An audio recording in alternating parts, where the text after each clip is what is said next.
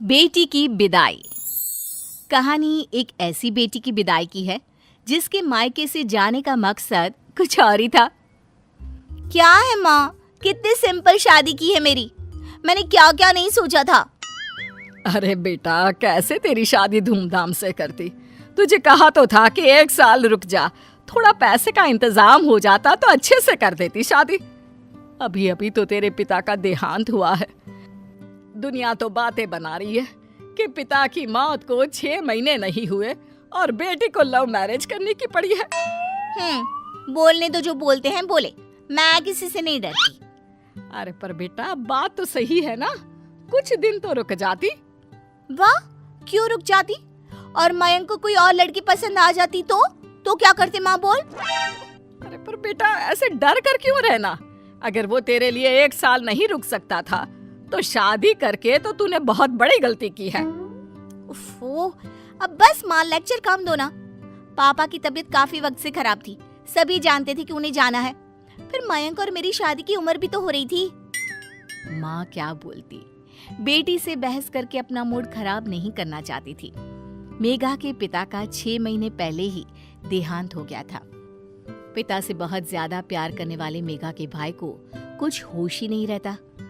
बेटा आकाश, कब तक ऐसे पापा को याद करता रहेगा। जिंदगी में आगे बढ़ना है बेटा।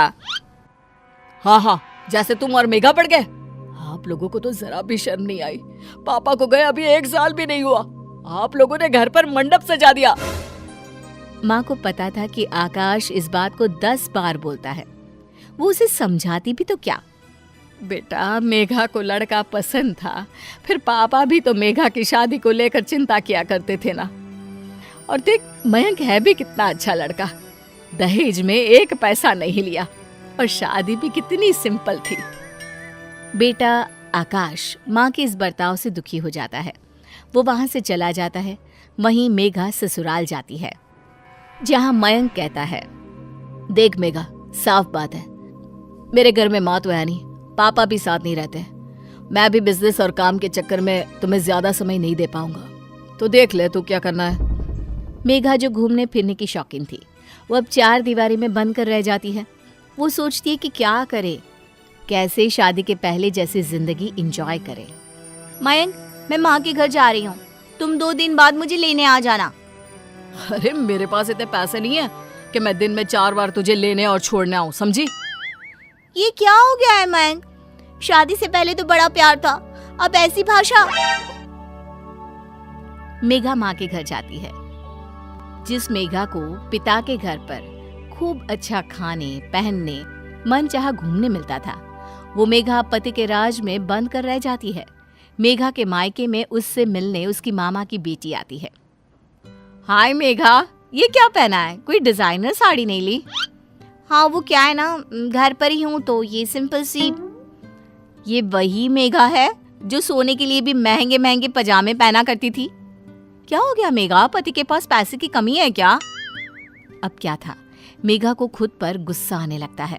तभी मामी बोल पड़ती है, मेघा, वैसे बड़े शहर की लड़की थी तू, क्या जरूरत आन पड़ी ऐसे छोटे से शहर में शादी कर ली। वहाँ ना अच्छा पहनावा है ना अच्छा खान पान। हाँ, वो क्या है ना, मयंक का बिजनेस वही है तो इसलिए। हाँ वो तो ठीक है, लेकिन कहीं घूम तो आया कर। अब मेघा क्या कहती कि मयंक के पास पैसे नहीं है, कहाँ तो इतना घूमने फिरने की शौकीन मेघा। अब क्या करे सबके जाने के बाद। माँ, मुझसे बहुत बड़ी गलती हो गई मयंक से शादी करके। मैंने तो पापा का जाना भी नहीं देखा।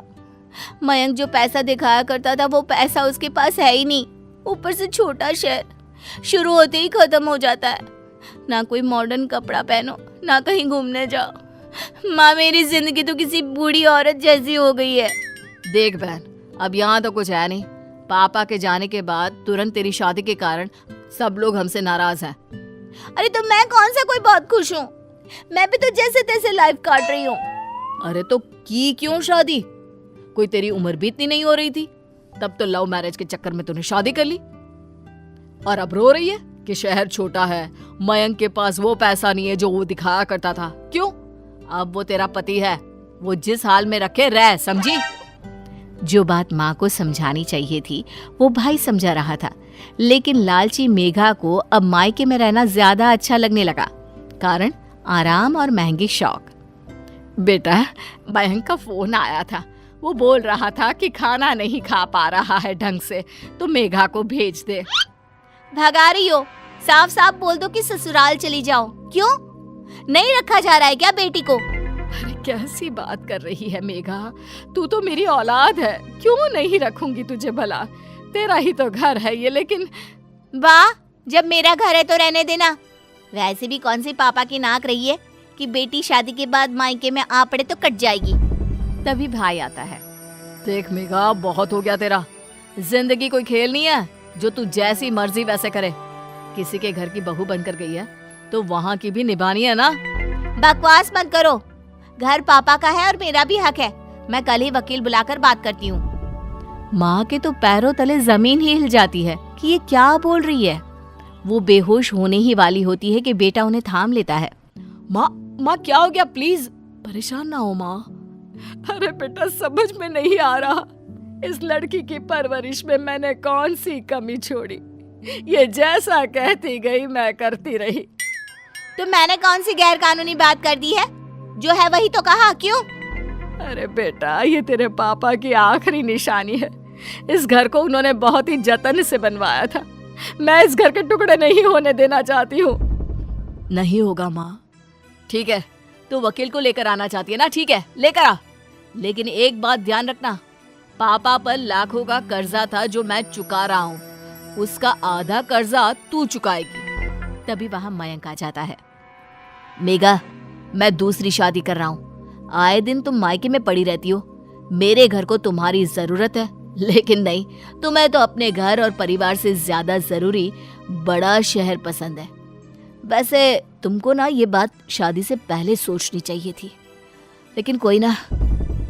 मेघा को समझ में नहीं आता कि ये क्या हो गया। कहाँ तो उसने एक ऐश की जिंदगी सोची थी, लेकिन हाय रे, ये क्या हो गया। नहीं प्लीज, आप लोग ऐसी बात ना करो। मैं कहाँ से पापा का कर्जा भरूंगी। मयंक, तुम दूसरी शादी क्यों कर रहे हो?